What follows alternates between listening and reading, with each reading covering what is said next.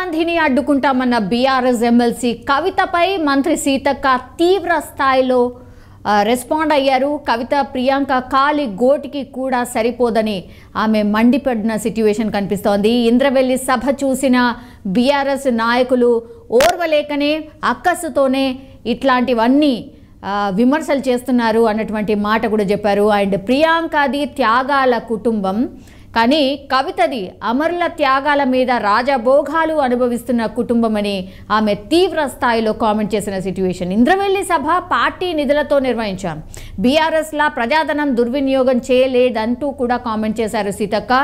కేసీఆర్ కుటుంబం తెలంగాణ రాష్ట్రాన్ని వాళ్ళ ఎస్టేట్గా భావించి దోచుకున్నారు.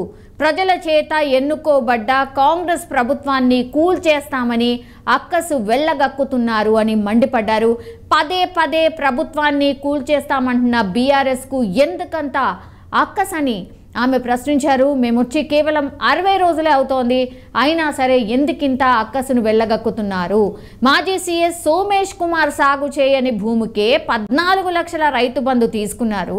ఇలా కోట్లాది రూపాయల రైతు బంధు మింగిన వారు ఎవరో మేము కక్కించబోతున్నాము.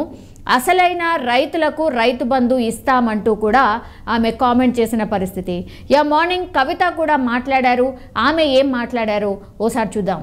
ప్రభుత్వం పరంగా ఏదైతే 500 రూపాయలు గ్యాస్ సిలిండర్ మాఫీ చేస్తామని చెప్పినామో, లక్షలాది మంది మహిళలతో ఆ కార్యక్రమాన్ని ప్రభుత్వ పరంగా ఏర్పాటు చేస్తాం, దానికి ప్రియాంక గాంధీ గారిని పిలుస్తామని చెప్పడం జరిగింది.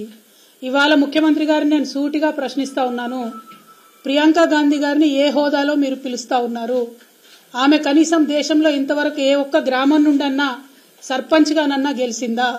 ఎమ్మెల్యేగా గెలిచిందా? ఎమ్మెల్సీగా గెలిచిందా? పోనీ మన రాష్ట్రంలో ఇప్పుడు ఏదన్నా ప్రోటోకాల్లో ఉన్నదా ఆమె? మీ పార్టీకి సంబంధించినటువంటి ముఖ్య నాయకురాలైతే మీ ఇంటికి పిలుచుకోండి, మీ మన్మడికి ఆశీర్వాదం ఇప్పించుకోండి. తెలంగాణకు వచ్చిన ఆడబిడ్డ కాబట్టి చీర సారా పెట్టి సాధారణంగా సాగనంపండి. కానీ ప్రభుత్వ కార్యక్రమాలకు ప్రియాంక గాంధీ గారిని పిలుస్తామంటే తప్పకుండా నల్ల బుగ్గలు ఎగిరేసి ఆ రోజు ప్రొటెస్ట్ చేస్తామని ఈ సందర్భంగా మేము ముఖ్యమంత్రి గారికి హెచ్చరిక చేస్తా ఉన్నాం. అంతకంటే ముందు మీడియాతో మాట్లాడారు ఎమ్మెల్సీ కవిత. అయితే చాలా కామెంట్స్ చేశారు. అందులో భాగంగానే ఇంద్రవెల్లి సభ కోసం కాంగ్రెస్ ప్రభుత్వ నిధులను ఎలా వినియోగించారు అంటూ కవిత ప్రశ్నించారు.